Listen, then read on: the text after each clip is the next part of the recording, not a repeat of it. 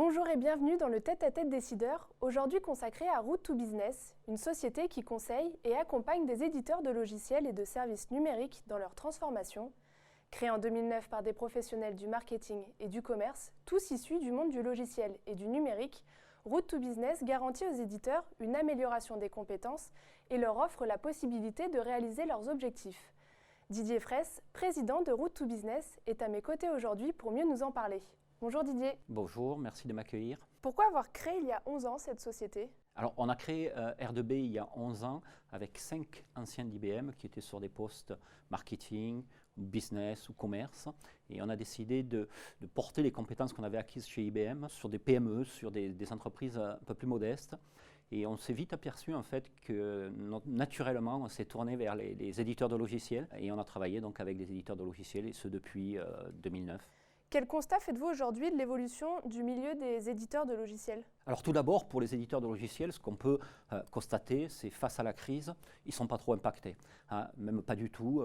La plupart de mes clients sont toujours en croissance, même avec cette crise. Comment vous expliquez ça ? Parce qu'on est dans une époque en fait de croissance du numérique. Les entreprises s'équipent de numérique et puis même la crise a provoqué en fait cet équipement dans le numérique pour trouver des moyens différents d'approcher eux-mêmes leurs clients. Et donc ils ne sont pas touchés par la crise. On peut dire globalement qu'ils ne sont pas touchés par la crise. Ça, c'est le premier point. Deuxième point, on constate une mutation de ce métier qui n'est pas nouvelle, puisque ça date de quelques années déjà, mais c'est toujours en cours, c'est la mutation vers le mode SaaS, c'est-à-dire Software as a Service. Et c'est un changement très important pour les éditeurs de logiciels. Bien souvent, d'ailleurs, ce changement est sous-estimé parce qu'on va adresser finalement les métiers au niveau des entreprises plutôt que les services informatiques. Et donc ça provoque un changement avec des attentes qui sont différentes, notamment des attentes liées à une finalité, c'est-à-dire on est plus dans une consonance service que dans une consonance logiciel. Un logiciel finalement c'est qu'un moyen qu'on met à disposition alors qu'un service c'est vraiment une finalité. C'est concret. C'est extrêmement concret. Et donc ça c'est une difficulté pour les éditeurs entre guillemets historiques, qui ne perçoivent pas tout le temps le changement que cela implique. Et certains ont des difficultés vis-à-vis de ces changements. Justement, vous évoquez des difficultés vis-à-vis de ces nouvelles attentes liées au SaaS. Est-ce que vous pouvez préciser ? Ce qui se passe, c'est que le SaaS s'adresse beaucoup plus aux métiers dans une entreprise et beaucoup moins aux services informatiques. Et donc les exigences, les attentes des clients sont relativement différentes. Et ça, c'est la principale chose. Et puis, avec les nouvelles technologies comme l'intelligence artificielle, le fait de pouvoir faire de la prédiction, les attentes, ces nouvelles technologies amènent et impliquent des attentes plus importantes au niveau des clients, des éditeurs de logiciels. Et puis, au-delà de ça, le SaaS implique un changement de comportement d'achat aussi au niveau des clients. L'offre s'élargit, il est beaucoup plus facile de devenir éditeur de logiciels aujourd'hui que ça n'en était il y a 15-20 ans. Et en plus, le pléthore d'informations que l'on peut trouver sur Internet va faire que le comportement d'achat évolue. C'est-à-dire qu'une personne va faire ses recherches d'abord sur Internet avant de contacter un potentiel prestataire, éditeur de logiciels.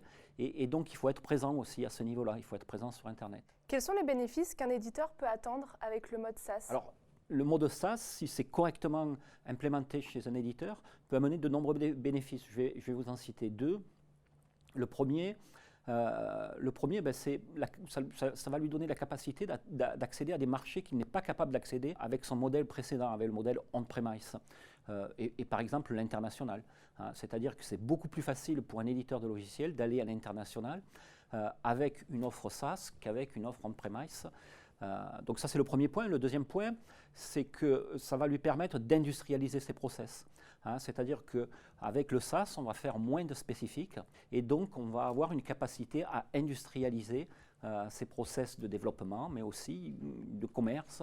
Et c'est une bonne chose parce que ça va amener finalement à dépendre un peu moins des commerciaux. Quels sont vos pôles de compétences à vous ? On intervient, nous, sur les divers aspects du marketing et du commerce, en commençant par la définition du positionnement pour un éditeur de logiciels, avec sa proposition de valeur et centrée sur une cible. On l'aide aussi sur la conception de son offre, les composantes de son offre, mais aussi le pricing. et ce que j'appelle aussi les routes to market, définir les routes to market, c'est-à-dire comment on vend. Est-ce qu'on vend en direct? Est-ce qu'on vend au travers de partenariats commerciaux ou technologiques, et de plus en plus technologiques d'ailleurs. Et puis, on l'aide dans la génération de leads et dans la partie commerciale. Donc, générer des leads avec du digital principalement, et puis on l'aide en travaillant le process commercial, c'est-à-dire les étapes de la vente par rapport à son offre, de façon à être le plus efficace possible. Et aujourd'hui, qui sont vos clients? Alors, nos clients, aujourd'hui, je dirais principalement, ce sont des éditeurs de petite taille, on va dire, d'une cinquantaine de personnes ou même un peu moins.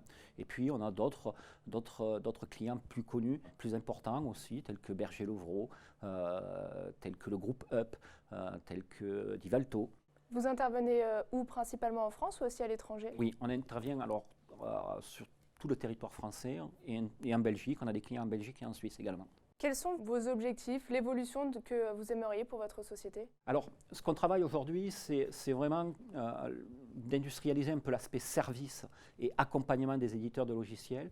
Pour cela, on a créé une nouvelle marque qui s'appelle Sales Drive, qui vient donc, en plus de Route to Business. Route to Business va se concentrer plus sur la formation des personnes chez les éditeurs de logiciels, et Sales Drive va se concentrer sur la partie service, accompagnement, sur les aspects que j'ai cités précédemment. Merci beaucoup Didier. Merci. Merci à vous de nous avoir suivis. On se retrouve très vite pour une prochaine émission du Tête à Tête Décideur. À bientôt.